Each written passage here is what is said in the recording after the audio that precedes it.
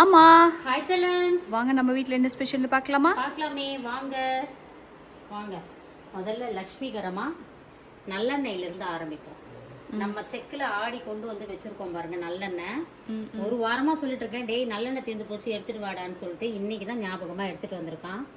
எப்படி இருக்கு பாருங்க, மரச்செக்கு நல்லெண்ணெய், அதுவும் கருப்பொட்டி நல்லெண்ணெய், ரொம்ப உடம்புக்கு நல்லது.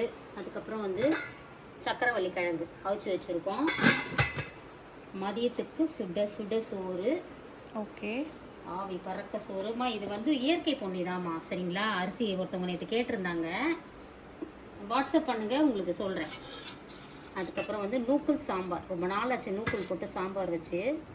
ஒரு ஒரு காய் மணமாக இருக்கும்னு சொல்லுவாங்கள்ல, அதில் ஒன்று நூக்கல் மணமாக இருக்கும். அதுக்கப்புறம் வந்து கொத்தரக்காய் பொரியல், கொத்தவரங்காய் பொரியல்,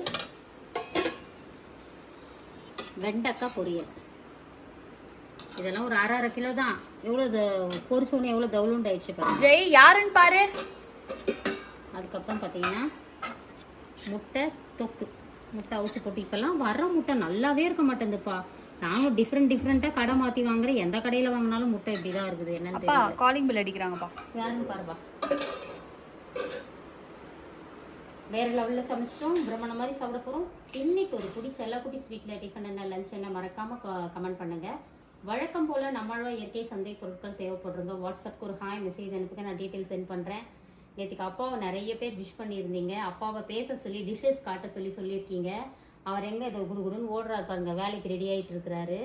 டைம் இல்லாத காரணத்தால் தான். நேற்றுக்கு வந்து சண்டே லீவு, அதனால் அப்பா வந்து பண்ணாங்க. அப்பா வீட்டில் இருக்கும்போது நீங்கள் ஆசைப்படுற மாதிரி அப்பாவையே நான் பேச சொல்கிறேன், சரிங்களா? ஒருத்தவங்க என்னை முந்திரி கொட்டான்னு சொல்லியிருக்கீங்க, அப்பாவை நான் பேச விடலையா? நான் யாரையும் பேச விடாமலாம் இல்லைங்க, சரிங்களா? எல்லாரையும் பேச சொல்லி தான் பழக்கம்.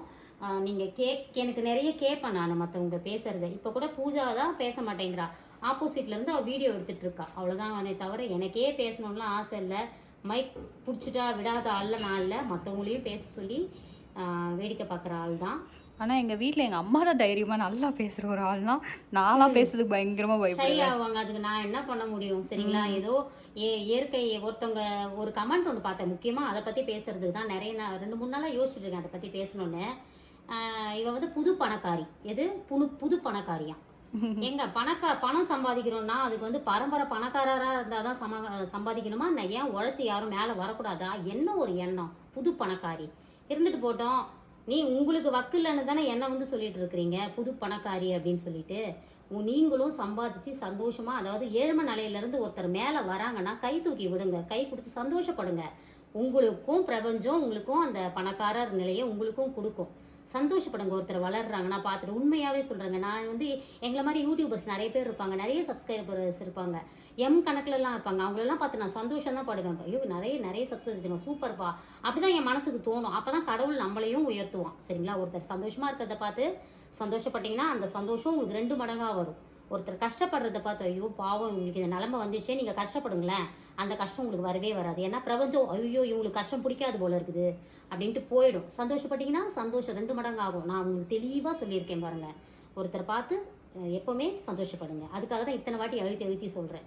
புது பணக்காரி நல்லா இருக்க பட்டம். ஹேமா புது பணக்காரி.